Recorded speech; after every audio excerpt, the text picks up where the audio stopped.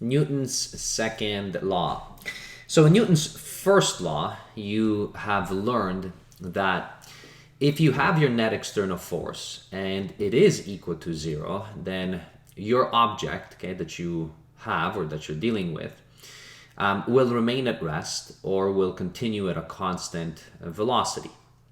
So that was Newton's first law. Now in Newton's second law, it comes to our attention, well, what happens when the actual net force is not equal to 0?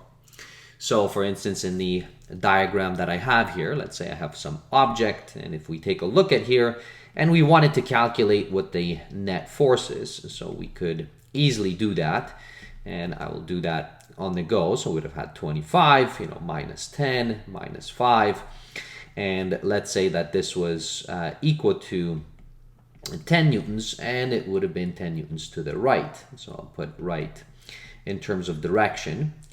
So it's clearly not 0. So now what the heck would happen to this object if that's the case? Well, so what Newton had observed is that if you do have the net force not equal to 0, then what you will find is that the object will start to accelerate. So that's what Newton had pointed out, and we have now been teaching and learning and applying this concept actually quite a bit. So Newton's second law is extremely powerful, and we apply it for numerous applications. And on the physics side, in terms of introductory, you're going to be running in and figuring out these net forces all over the place. So we have this situation happening where your net force is not equal to 0, and this implies, okay, for us, that basically the acceleration is going to not be equal to 0. It will be something. Now, Newton also had said that, well, the net force is a vector, acceleration is a vector as well, and what happens is that the actual direction of your net force is going to have the same direction as the acceleration. So for example, in here, what we do know is that right away, once we find this, so we do have a net force of 10 newtons, it's to the right. So we will notice that this object will be accelerating to the right. Now, what is very interesting is, or at least what Newton has kind of found, is if we know what the mass of this particular object is, okay, then that can be very telling. Now, if we don't know what the mass is, we can actually find out what that mass is, okay? If we can measure and figure out what the net force is and then measure the actual acceleration, which nowadays we can do relatively easily. We do have devices that can measure these things pretty quick. So this Newton's second law, it doesn't just talk about the fact that, sure, you're going to be accelerating. It gives us an extremely powerful tool. And the tool is one of the more famous equations in physics, and it states that the net force, based on Newton's second law, is going to be equal to the mass of the object multiplied by the acceleration. Now, that means, well, notice that mass is basically a scalar. Now, acceleration is a vector. So the mass component is going to be multiplying the actual component of the acceleration, or at least the magnitude of it. And we have now this beautiful relationship. Now, it is a very simple equation, as you can see here.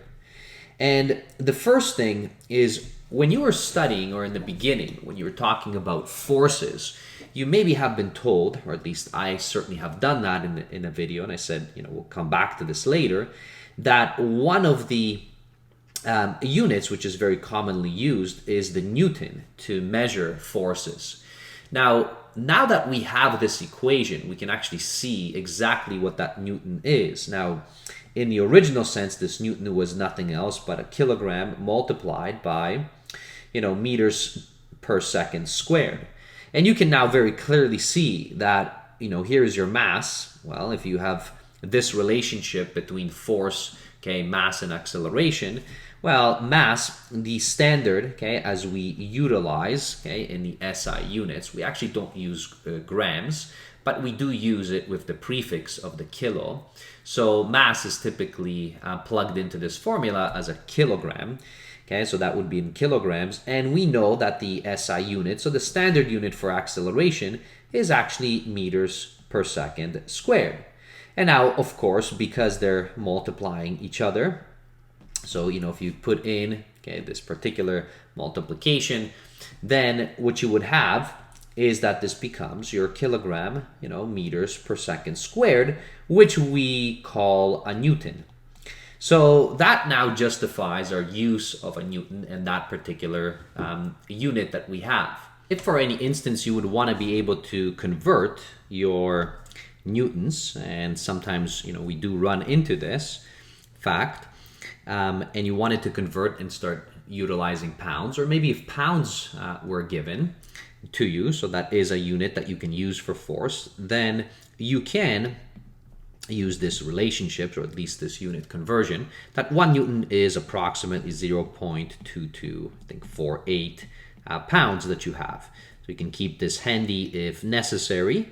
All right, so this is what you would have. And very often from here, it also is derived the fact that, for instance, 1 kilogram is equal to approximately 2.2 pounds. And I would encourage you to try to see how that came about from this little equation that you have here. And I'll put a link up above there, maybe to weight, which is going to tie in weight and mass of objects. Okay, when you're talking about force of gravity. So in any case, I don't want to go into the detail of these two conversions in here, but you can certainly use them back and forth, okay, if you wanted to. The last item that I'll mention is that although Newton's second law talks about this equation, I still wanted you to know that, of course, you can tie this in. So this is kind of your first equation that you have, okay, within here. The other equation, okay, which is typically introduced a little bit earlier, because when you're defining what really the net force is, okay, so don't forget that your net force was equal to the summation of all of the forces on the object.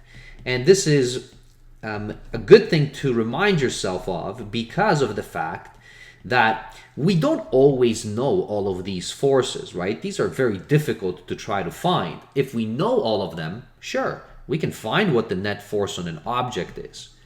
But the beauty of Newton's second law and this equation in particular, so equation 1, this one, look how simple it is. To measure what the net force is, what this is saying is that you don't need to know all of these forces. If you have them, great, but that's very difficult to do actually. But all you need to know is what the mass of the actual object is, and then you can measure its acceleration. That we can certainly do. Now we have very easy tools to be able to complete that. And what it's stating is that that is the same thing as if you would have known all of the forces and you would have simply added all of them up.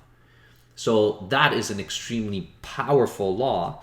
Okay, so Newton's second law. And this equation is a powerful equation because it saves us knowledge of all of these particular forces. It just says, hey, if you know the mass and the acceleration, you can actually figure out what the net force is overall. So that's all I want to be able to say here. I know that I'm going to get into numerous examples of application of this particular law and utilizing the net force and tying it back to accelerations and mass in future videos. All right, thanks for watching. Bye, everybody.